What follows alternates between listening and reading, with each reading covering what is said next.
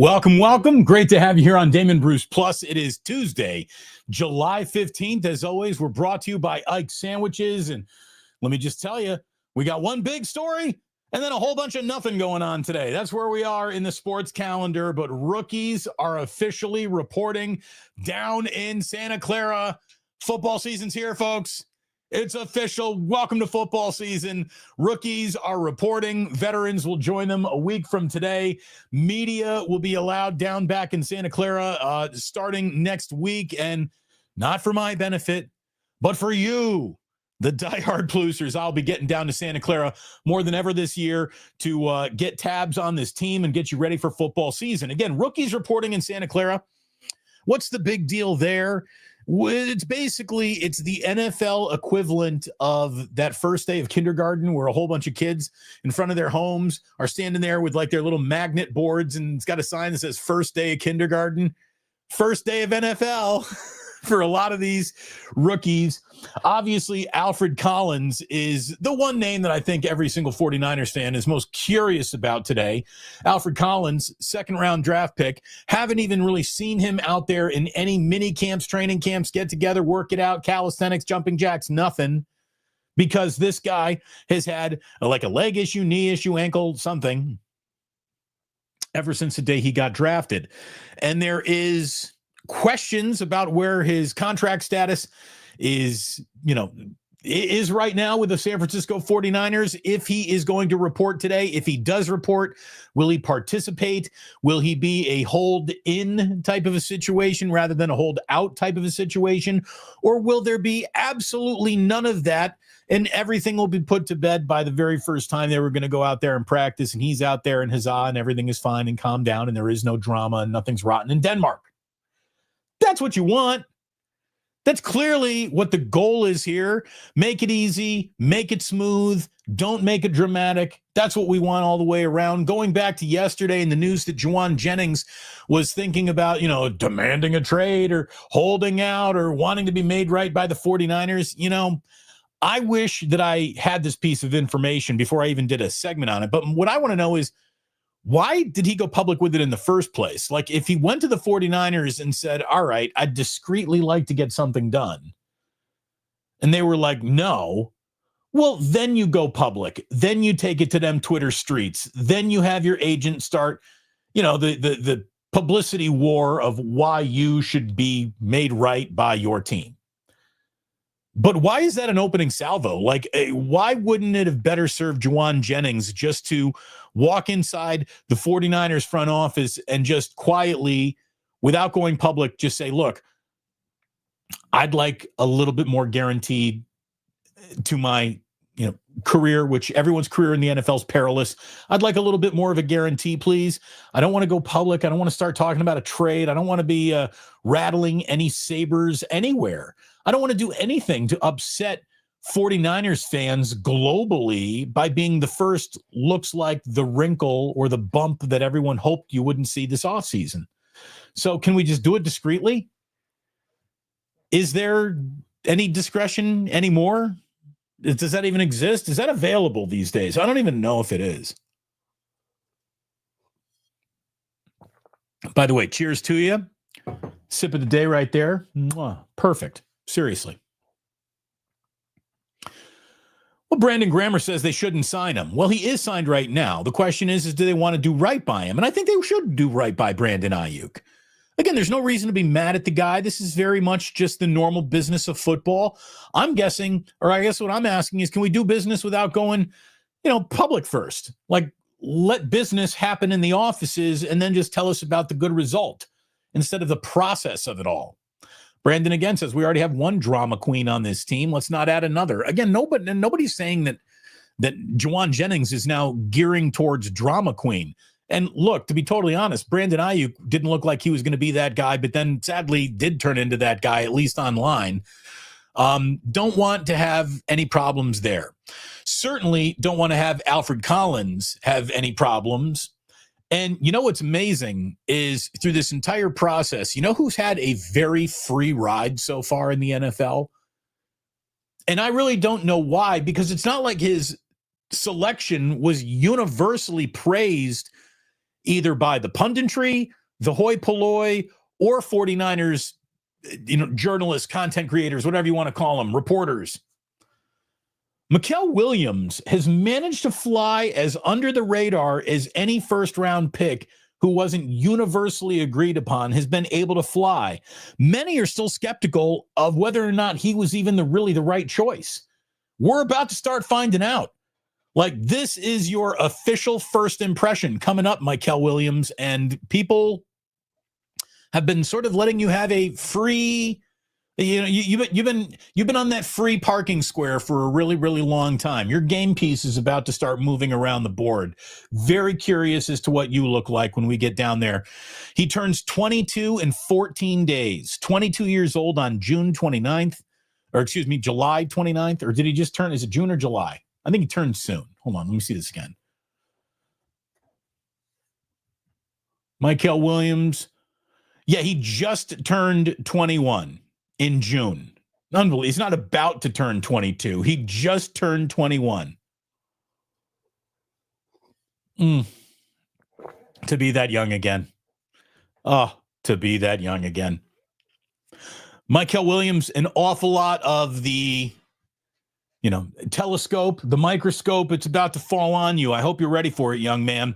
Obviously, with Alfred Collins hanging in the ether, I'm sure it won't be some local reporter that tells us about what's going on with Alfred Collins. It'll be Schefter. It'll be, a national guy. It'll be Jordan Schultz, someone to give us the latest on Collins. Hopefully he's down there, though. Hopefully there's no drama involved with Alfred Collins. But I'll tell you, one man's drama is another man's opportunity.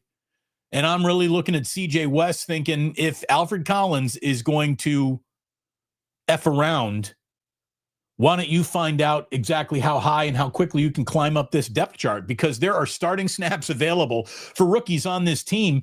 And normally it does not go like that. And Kyle doesn't want it to go like that. Shanahan does not like playing rookies. He just doesn't. Whether they be offensive or defensive, especially offensive rookies. Sure, it's happened. There are some exceptions to the rule. But basically, it's not a road that Kyle enjoys going down or traveling. Kyle's being forced to trust his rookies this year, and I think that's the only way he's actually going to acquiesce to doing it. Like, he's got no choice, especially along that defensive line. If he doesn't like young players, he's going to hate his defensive line all year. John Chapman, who's really good creating 49er content on YouTube, he said that, the 49ers have had only 2 rookies start week 1 over the past 3 seasons combined. Dominic Pooney last year, and then Spencer Burford back in 22. So you don't see a lot of rookies out there quickly. And, Nick Martin might be starting week 1. Upton Stout might be starting week 1. Either Alfred Collins or CJ West is going to be starting week 1. There are young players who are going to be on that field. So it's a very important rookie camp, which is officially open. When we do get down there next week, there are 2 guys with 2 completely different body types that I'm really interested in keeping my eye on. The first is undrafted rookie wide receiver Isaiah Naylor.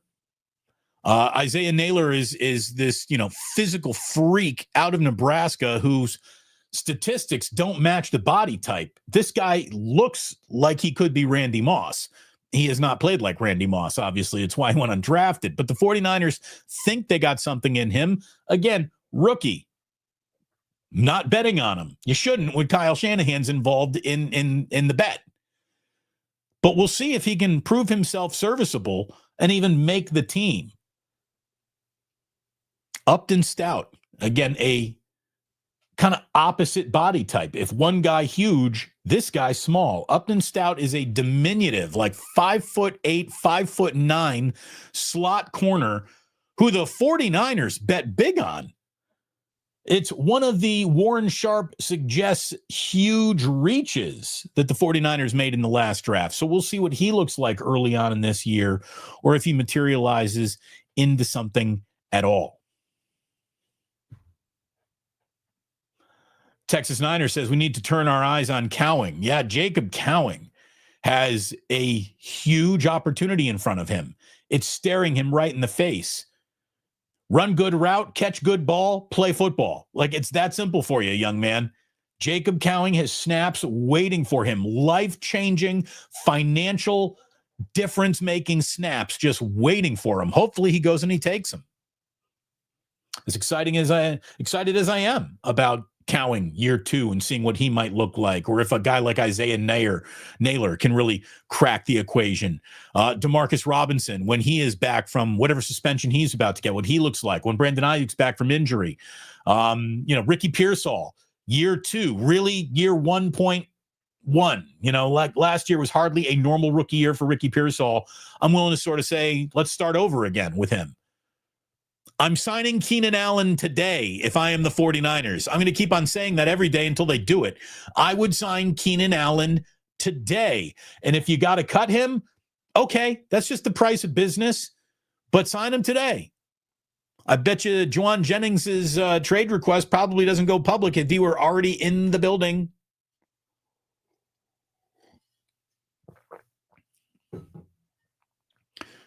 And since we're talking wide receivers, again, I don't like doing speculation. Let's till the same ground we've been over many times already, but it's still out there. So I guess we'll go to it because this morning I did see from Jordan Schultz, when it comes to the Terry McLaurin situation, I really thought, well, Terry McLaurin's a talented enough guy where that's going to work out. Like the Commanders are not stupid. They're going to get that situation to work itself out, aren't they? Well, Terry McLaurin spoke publicly today, according to Jordan Schultz, about his situation. And he says, quote, "It's not great. It's not good at all.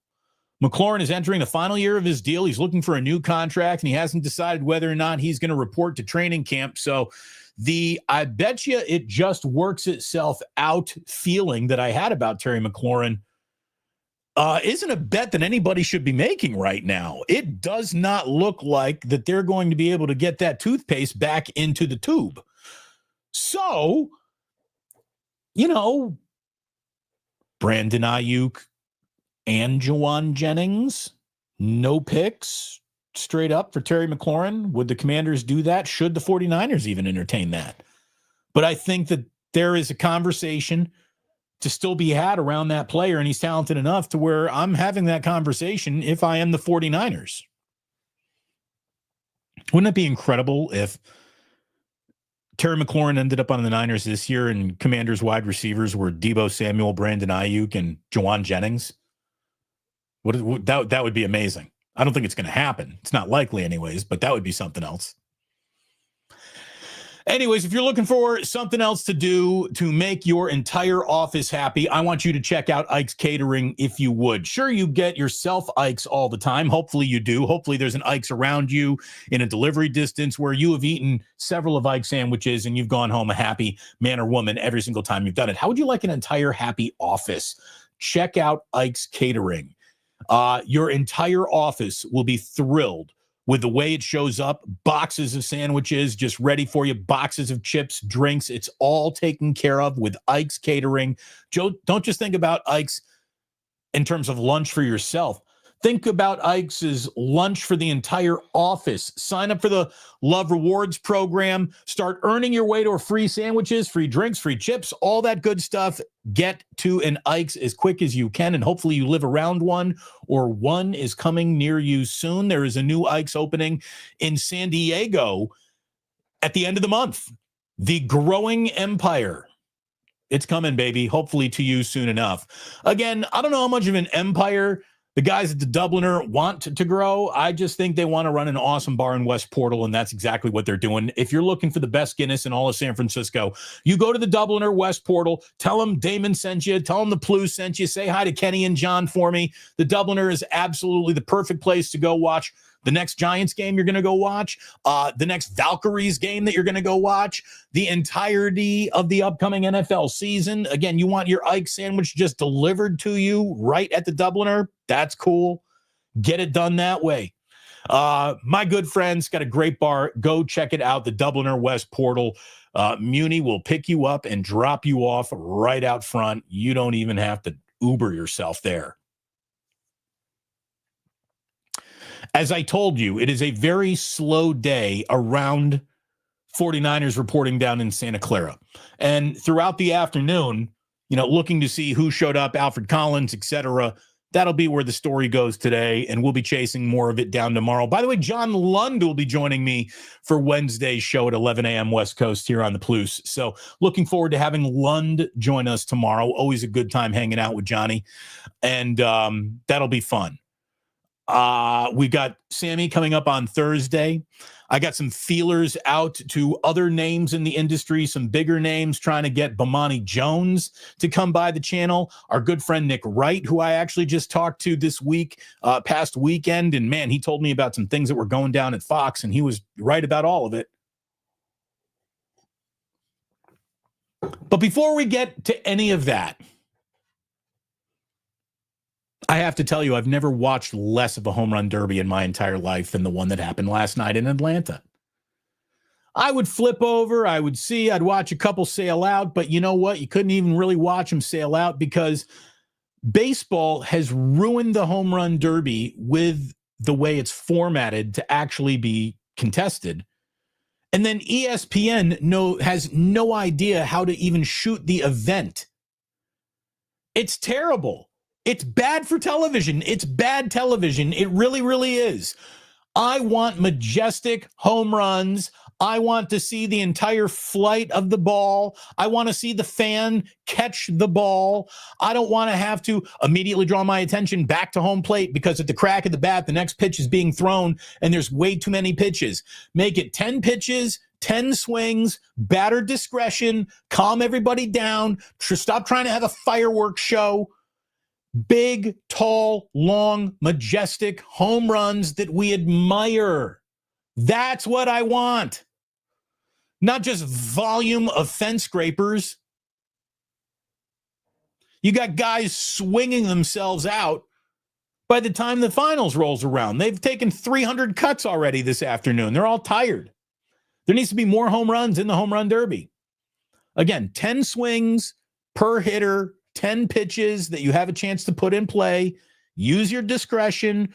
Get the clock out of the contest and enjoy a summer night in a ballpark, for goodness sakes. Can you do that? Can we do that? Congrats to Cal Raleigh. The big dumper won the home run derby. Guy's having an amazing season for the Seattle Mariners. He's the first catcher to ever win the home run derby. And outside of that, you won't remember anything that happened in Atlanta last night. It was instantly forgettable, disposable. It's not even trending on Twitter this morning. It's not even, showing you a whole bunch of, well, here's what happened last night. Look at this home run. Look at that home run. Nothing. You're kind of right here. Needs Berman. Back. Again, everybody used to complain about him until he was gone.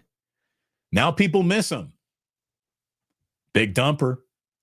The derby should go back to 10 swings each round. That's what I'm saying, man. That's what I'm saying. Multiple times the cameras couldn't even follow the home run balls. JP from the 510, you're right. Majestic, towering home runs that I see all of. That's what we want, and it's not what they give us. So tonight's the All-Star game, and I'll hold out hope that an actual baseball game breaks out. And if there's an actual baseball game, the All-Star game might be actually decent. We'll find out whether it's a fun night of TV or not. You got 3 Giants pitchers who might see action in the game. No Giants hitters are in the game. Thank goodness. That's a good thing. The Giants' second half is going to start Friday up in Toronto with a 6-game road trip. That's going to bring Webb, Ray, and Rodriguez right back to Atlanta after they go to Toronto because it's the Blue Jays and then it's the Braves for the Giants coming up. And then on Friday the 25th, it's going to be the next home game here in San Francisco. The Mets will be in town in about 10 days from right now. So there you go. Guess what? I officially have to take a leak. This is something that I should have handled before the show started. My bad, everybody. So are you ready? Can you, do we have like a be right back thing? Do we have a, oh yeah, here we go.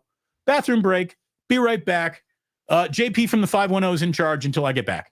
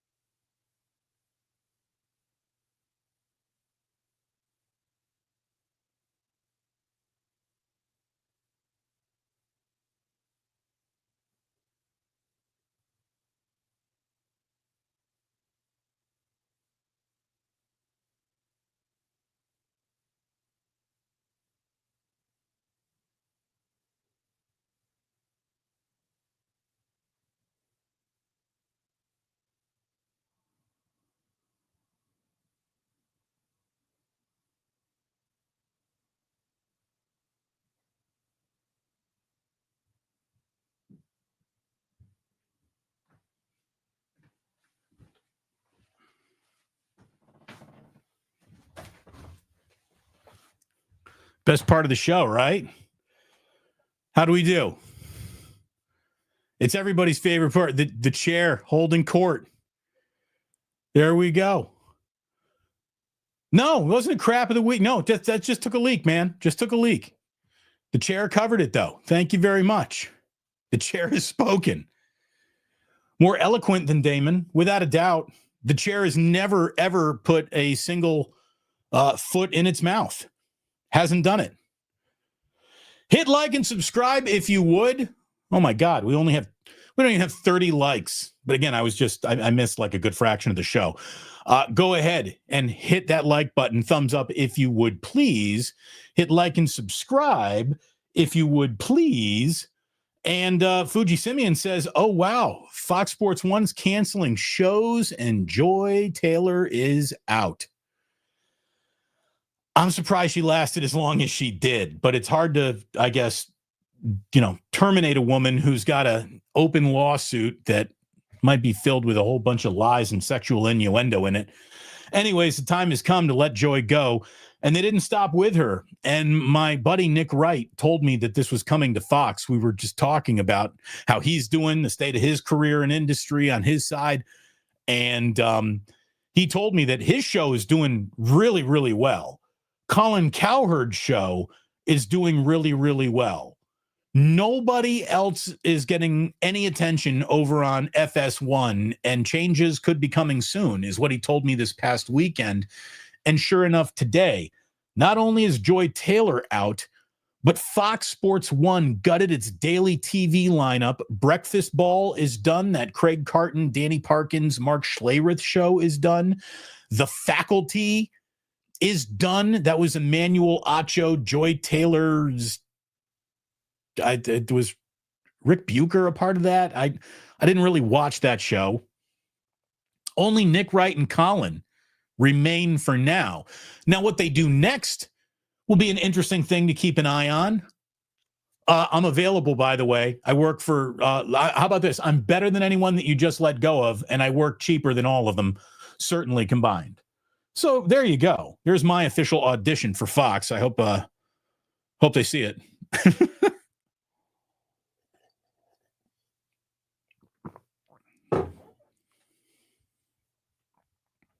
Damon, next sip of the day. It should be chairs, not cheers. Thank you, Quesadilla Thriller 71. There was a sip of the day right there. Cheers. Joy flashed her goods around town. Well, yeah, that seems to be a part of her career advancement strategy. It's not good. And here's the disappointing thing. I've been told by multiple people, and actually have experienced just a one-on-one conversation with her myself. Like, Joy Taylor's pretty cool. Like, she's like a one of us type of chicks until you find out what she tried to get away with, and then you're like, oh, well, you're not one of us then. You're not cool. But a lot of people liked her. Not from a, oh, she's going to give us blowjob standpoint, but like, oh, she's a really cool chick who knows what she's talking about, and she's good to be around. And it didn't happen like it was supposed to for Joy. Anyway, you got a lot of those shows that no one was watching, just done now. Who knows where Fox is going to go? I'll tell you this is pretty, this is something else. And this might be, again, a canary in the coal mine, in that cage, who is dying because there's no oxygen left for anybody in the way that media used to be distributed. The shifting media landscape has shifted even more dramatically recently. Fuji again saying, by the way, MLB All-Star, NL, AL league uniforms are ugly. Yeah, I hope tonight for the game they just go out and play in their, home whites and road grays, and everyone sort of wears their own team's uniform. That's the way an all-star game should look, not some generic all-star game jersey. That's the wrong way to do it. Fuji, thank you for a couple of supers. Really appreciate it. Here's some serious evidence, though, about that shifting media landscape that I was talking about. I mean, things, the way that we used to watch are changing so rapidly and dramatically. Obviously, media landscape shifted right out from underneath my feet, which is why you and I are hanging out right now on YouTube together. Here's the thing. If television is in trouble, radio never stood a chance. And television is in an awful lot of trouble, to the point where there is no doubt that network television would not exist as we know it, but for the NFL, but for a contract with Fox and a contract with NBC and a contract with CBS. There would be nobody watching network or linear television without the NFL being a part of it. It is the lifeblood of TV. If football takes its lifeblood out of the veins of linear television and puts it all into streaming, television as we know it would die. In May, streaming viewership surpassed broadcast and cable combined for the first time ever, according to Nielsen.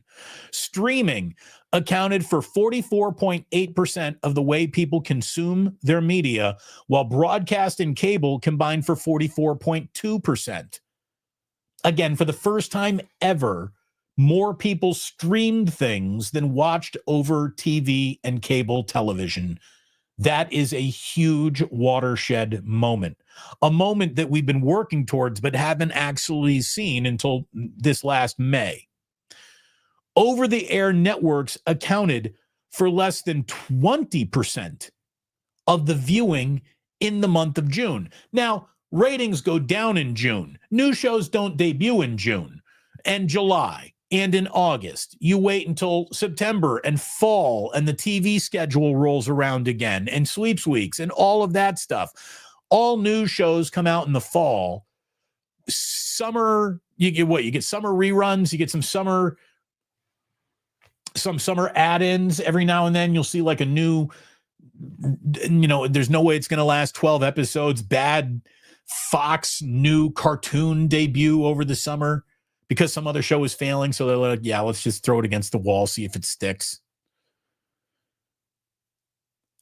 Over-the-air networks accounted for less than 20% of viewing in June, a month where viewership goes down always, but that is dramatic. YouTube continued its growth spurt as well, rising to 12.8% of all streaming viewing, which is number one. YouTube TV rules the roost in terms of streaming. It has more people watching than Netflix, which is 8.3% of all streaming. Netflix is doing really well. A new season of Love Island USA apparently drove a 13.4% viewing increase to Peacock, which added a whole tenth of a share to its viewing piece of the pie.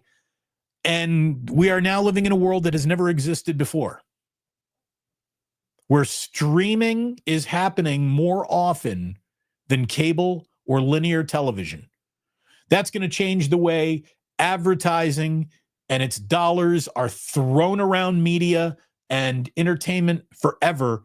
And that is going to change entertainment and the media forever. Advertising dollars are the lifeblood of everything that you got your eyeballs on when it comes to entertainment. And if the advertising dollars aren't going to TV, TV won't be able to pay to retain the talent, which means you're going to watch less, which means network ratings are going to go down, which means advertising dollars follow that further down the drain. And it's a spiral that is a really hard thing to get out of. It's the same death spiral that newspapers found themselves in. They didn't have the newspapers went down the drain because of classifieds.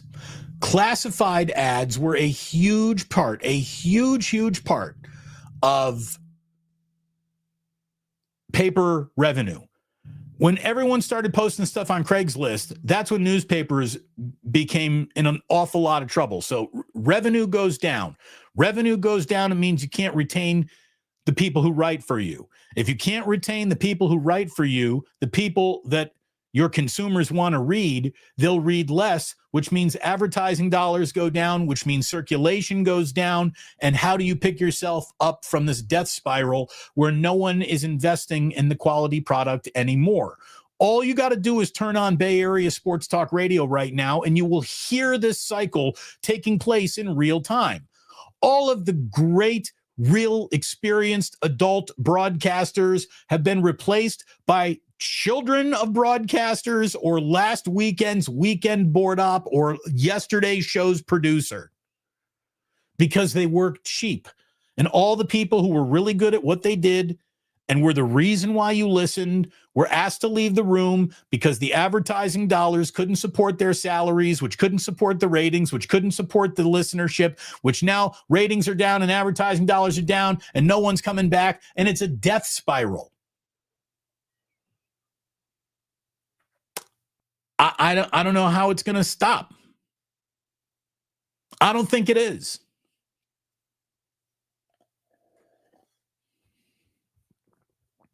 Carl, say it louder for the people in the back. Look, when you delivered people what they wanted for so many years, and then all of a sudden you take your number one selling dinner entree off your menu, fewer people are going to come to your restaurant.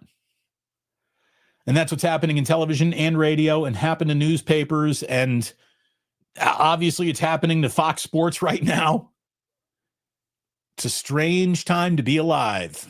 It really is. It's also a very boring time in the sports summer because we got an all-star game and nothing else going on. We'll be back to actual baseball games on Friday. But thank God rookies have reported. It gives us a little something to talk about to help us through the muck and the mire of the dead period. Again, tomorrow, our friend John Lund will stop on by at 11 a.m. West Coast. Here on the Plus, we will stream on both of our channels. On Thursday, it's going to be Sam Batesh stopping on by. And by Friday, we will, by Friday, we should be back to our Niners wake-up routine with yours truly and Larry, and making plans to go down there and cover training camp for real next week.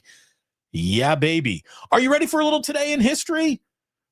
It's not the biggest day in history, but there's some interesting things that happened today for sure. We always start with birthdays. Happy 79th birthday to the woman who gave us Blue Bayou, Linda Ronstadt. Linda Ronstadt had a serious run on fame to the point where I think she was even dating or married to George Lucas for a little while. Linda Ronstadt was like early 80s white chick Beyonce. She had her moment. She really did. She's 79 years old today, Linda Ronstadt. Happy 74th birthday to a man who doesn't have time to bleed. Jesse the Body, the Governor Ventura, turned 74 years old. From a wrestling ring to politics, Jesse Ventura has always been an interesting guy. Movie star. I don't know about a movie star. He was in Predator. I mean, if that doesn't make you a movie star, I don't know what does. Speaking of movie stars, here's a legitimate one for sure. Happy 65th birthday to Forrest Whitaker. Forrest Whitaker is literally great in everything he's ever been in. Forrest Whitaker is great in Species. So is Michael Madsen. So is, what is her, Natasha Kinsich? What was her name? Species. She was hot. That was a good movie, Species. Anyways, happy birthday to Forrest Whitaker, 65 years old. From Beverly Hills 90210, Brian Austin Green, who is maybe most famous for actually landing and marrying Megan Fox. He's 52 years old. Damian Lillard, 35 years old today. The Warriors better not try to sign Damian Lillard coming off an Achilles. And a happy 50th birthday to my good friend Tom Ackerman, the program director at KMOX in St. Louis, Missouri. Actually, he's the sports director. He's going to be doing more Cardinals games this summer than ever before, and he's one of the best people I know. Tommy, I love you. Happy birthday. Oh, John, you're so right. Forrest Whitaker, Ghost Dog. He is so good in Ghost Dog. That's an underrated movie, man. Really underrated movie. Marty knows what's up. She was definitely hot, Damon. That was borderline soft porn. No, it wasn't. It was classy. It was pinkies up. Fuji Simeon, again, triple dipping in his generosity today when it comes to super chats. Thank you, Fuji. Cable only offers 1-800 number deals for special coins. It really is bad, man. You go ahead and you turn on cable. Basically, Comedy Central has turned into, we have replays of Family Guy, Seinfeld, and The Office, and that's all it is. TNT is one of those as well. No, they're not even going to have basketball for you anymore. I'm a DirecTV guy, but I don't even know how much longer I can justify even having that. There's so little that I watch beyond live sporting events on television these days that isn't coming off of a streamer. I'm throwing money away. Rocky Diaz says, Linda was Mexican. Well, she's still alive, so she is part Mexican. But Linda Ronstadt, I mean, come on. She's a big deal. Smiley Dan, those Tommy Ackerman interviews back in the day were always fire. He loved bringing Tom on, absolutely. Whenever it was St. Louis, Rams versus Niners, Cards, Giants, we always went to Tommy. Even had a couple Blues Sharks conversations, I think. Love me some Tommy Ackerman. Chef A member now for 18 months. That is given at the home office, Chef A. Bless you, darling. Thank you. Please, please, please do not get us a new warrior, a new old warrior. Please, please, please. I cannot watch the muscles being torn. Yeah, seriously. Look at it this way. They can't even land Al Horford right now. So I don't know if you got to worry about it. Jeez. All right, back to history we go. Today, in 1799, the Rosetta Stone was found in the Egyptian village of Rosetta by French captain Pierre-François Bouchard. It was during Napoleon's Egyptian campaign. The Rosetta Stone, I believe, is the first time society tried to write down its rules and laws, and it was a big deal, right? Got to have Rosetta Stone. Rosetta Stone was an actual document before it became a let's teach you how to speak Spanish downloadable app. Fuji Simeon coming in again today. Big Ten Network streams right now. Drop DirecTV. Yeah, I mean, that's the thing. The Big Ten Network is, I see a lot of the games I want on Peacock now. So they're all alternates. If I don't, how about this? If I can drop DirecTV and not miss a lick of Indiana basketball or football, I'll drop DirecTV.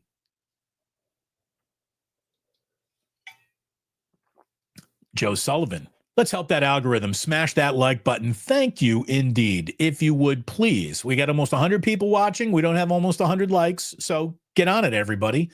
I can't hit that like button for you. Ever heard of Tool's song Rosetta Stone? If I have, I couldn't identify it by name. I was never a big Tool fan. I respected Tool. I respect Tool. Wasn't a huge Tool fan. Is Rosetta Stoned a strain of weed? It should be. It absolutely should be. By the way, Smiley Dan, I was at Halfway Club last night. Our good friend Larry, the bartender, says hello. He said that he just saw you recently, and the guys love you at the Halfway Club. So we were just talking about Smiley Dan last night. Today in 1912, Jim Thorpe won a gold medal in the decathlon at the Olympics in Stockholm, and he decided to follow that up with a gold medal in the pentathlon as well. Jim Thorpe, one of the greatest American athletes we have ever produced, ever. Jim Thorpe. Look it up, kids. Today in 1979, at one point, this was one of the big, I don't want to say scandals, but it was one of the biggest missteps in presidential history. Looking back on it now, this isn't even scraping your shins on the concrete. But today in 1979, Jimmy Carter gave what was known as the Malaise speech. where he characterized the greatest threat to the country as the crisis of growing doubt about the meaning of our own lives and the loss of unity and the purpose of our nation. This deeply offended America because Jimmy was telling them basically, hey, why don't you stop complaining about gas prices and quit being a bunch of pussies and just stick your chin up and walk a little straighter. The general malaise of America is a little embarrassing, is what Jimmy Carter said. And people couldn't, they're apoplectic. They were insulted. Look at us now. Look at us now. Malaise would be a nice thing to go back to. We just have general outrage of very angry, stupid people, and it's constantly tribalism eating itself alive. If, when they're done eating the other tribe alive, they eat itself alive. Everybody enjoying Jeffrey Epstein? Fuck all of you. We told you, didn't we? We want to keep it about sports here on the Plus. Let's have fun, fuckers.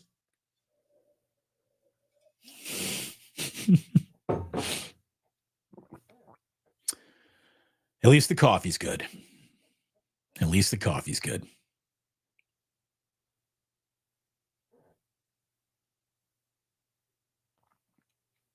Joe Sullivan is walking the dog and smoking a joint. Isn't that the best? I mean, whose life is better than Joe Sullivan's right now? That's peak living right there. Dog walking with a dog walker. That's good. Good stuff.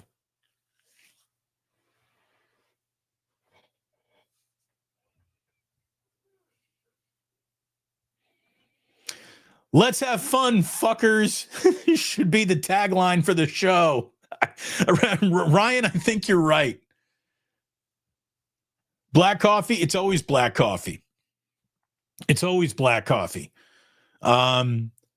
Marty, it's always, not only is it always black coffee, it's always filtered soul from Phil's Coffee. By the way, the price of coffee is going up because of tariffs. Terrific idea. Brought to you by the same people who banged underage girls on Jeffrey Epstein's island. Criminals. To be determined, Chef A. Our next Plus event is to be determined. I promise you. TBD. We'll have to get everyone out of their malaise and get there. All right. Couple of big things happened movie-wise a decade apart. Today in 1988, Die Hard was released in theaters. Die Hard is not a Christmas movie. It's an action movie that takes place on Christmas. There is implicit fact that it's not a Christmas movie because a Christmas movie needs to come out around the Christmas holidays. July 15th is not around Christmas. Don't fall for the Die Hard is a Christmas movie nonsense. Another great movie came out today in 1988. The same time that Die Hard was being released, A Fish Called Wanda was being released. I love Die Hard. I love A Fish Called Wanda. Calling Die Hard a Christmas movie would be like calling A Fish Called Wanda a movie about the ocean. It is not. Today in 1998, I walked into it not even knowing what I was walking into. I knew very little about it, and it's one of the hardest I've ever laughed and one of the best movies I ever just let roll happen out in front of me. But today in 1998, There's Something About Mary debuted in movie theaters. I love that movie. There's Something About Mary's hysterical. Today in 2006, it was supposed to make our lives better. I'm certain it has not. It has its value. It has its place. But it also has its overrun of Nazis. But it all started with a good idea. Today in 2006, Jack Dorsey, Evan Williams, and Biz Stone publicly launched what they called an online micro-blogging service that they called Twitter. 140 characters was all we really needed. Now we got way too much. But Twitter launched today in 2006, and that basically, changed everything for the good, for the bad, for all time in terms of discourse and how we talk to each other and Twitter warriors, and it's a mess. The whole world is a freaking mess. So thank you for being here, where we try to clean things up in about an hour's time, 5 days a week, Monday through Friday at 11 a.m. West Coast time, 2 o'clock East Coast time, with videos dropping. You never know when. With shorts coming, you never know when. We'll certainly be back at it next week down in Santa Clara is Veterans Report. Looking forward to that.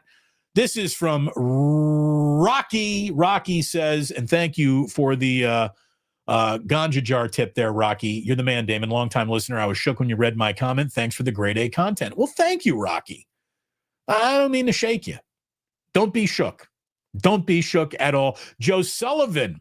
Die Hard did not start out as a Christmas movie, but has since morphed into one. They only play it on TV starting in November through wintertime. Again, don't let the networks dictate your conference football team that your favorite plays in. Like the network doesn't get to dictate that. Just because the network thinks it's a Christmas movie doesn't mean it is. It's not. It's not a Christmas movie. It's been co-opted by that crowd who's desperate to have that John McClane ornament, on their Christmas tree that looks like he's climbing in the ventilator. But that's an ornament. We're not going to use your ornament to try to make fetch happen. Die Hard is not a Christmas movie. It is an action movie that takes place on Christmas. There's a difference. I remember Fortenbaugh and I fighting tooth and nail over this.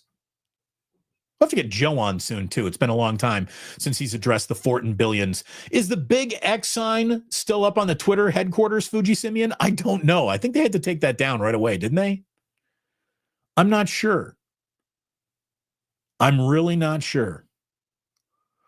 Oh, you are right. Good news. IU football has a potentially good quarterback. Dude, Fernando Mendoza, transfer from Cal. He's good. I don't think he's a savior, but hopefully he's coached right. And Indiana has, again, if they can follow last year with an 8-win season, I'm going to be the happiest dude on YouTube.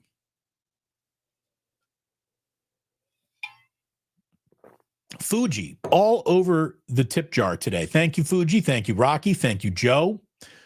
Thank you, Chef A. Thanks to all of you. Means a lot. Always good to hang out. Always good to see you. Always good to kick it with you. Today, I don't know how they determine these things. Today is National Gummy Worm Day. I think it's important that you know my strengths and weaknesses. One of my ultimate fat boy weaknesses is gummy anything. Gummy worms, gummy bears, gummy lifesavers. I'm a big fan of high fives, of Starbursts, of Mambos, anything in that gummy, savory category. I like jelly beans, really good jelly beans, not crappy jelly, not Easter jelly bean, Jelly Belly jelly beans. That savory, gummy, sour patchy, that's what I like. Licorice, this is part of my crack. Hand banana, Swedish fish. Oh, you can't put them around me, man. Edible gummies, Erwin, no doubt. Yeah, huge Oski Bear. You're gonna both love and hate Mendoza. I'm ready for it. That's my permanent relationship with Indiana football. So why would now be any different? See, this is Joe. It's part of my crack. You get what I'm talking about. Ruthless. It's Warheads. Good to see you, Ruthless. Yeah, I'm telling you. It's Warheads are good too. Those are really sour though. Woo. I like them. Again, Texas Niner, Christmas Party equals Christmas movie. It's an action flick for sure, but it's a personal opinion on what constitutes a Christmas movie. No, I'm sorry. It's not your personal opinion. You're trying to make the argument that the studio is releasing a Christmas movie. Studios do not release Christmas movies in the middle of summer. No, they don't. Now, and someone, I already can feel you going to the internet to find out, well, when did It's a Wonderful Life came out? That came out in the middle of summer, but that's before movies even understood seasons and seasonal rollouts. The concept of summer blockbusters didn't even exist until Jaws came out in 1975. So when, it's beginning to look a lot like Christmas was a movie that you could release in the summer back before there were any rules to when you could put out movies. Die Hard is an action movie that takes place on Christmas. Like you'd never call Predator a documentary about travel. Well, it takes place in the jungle and in South America, but it's not a movie about the jungle. Just because there's a Christmas party in a movie doesn't mean it's a Christmas movie. I'm going to die on this hill.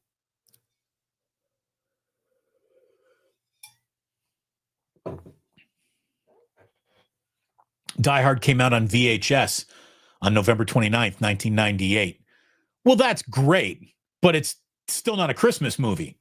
That's when it came out on VHS. You don't release Christmas movies on VHS. It's the theatrical release that would call it a different movie. Just so we can end with an actual thought about sports. Joseph Wells says, I predict that Jordan Watkins could be an impact player right away. Again, rookie, so Kyle's not going to want that to happen, but Kyle needs it to happen, so maybe he will get a chance. Thank you. I guess we'll just leave it with this. It's Christmas adjacent. Okay, I'll give you that, 49ers Red Zone. But that's all I'm giving you. Thank you for giving me some of your time. Thank you for being here as always. It's great hanging out with you. If you have not hit that thumbs up, if you would on the way out, I sure would appreciate it. In the meantime, check out the merch. Think about becoming a member. Just a like and subscribe. That's all I'm really asking for, though. Thank you so very much. Oh, you know what? Tell your friends about it, too. Like, you got friends who are tired of not being able to listen to the shows that they used to listen to or watch the shows that they think are quality, send them to the Plus. I'll take care of the rest. In the meantime, thank you so very, very much for hanging out with us today. And please do remember that sports don't build character. They reveal it. And like that, he's gone.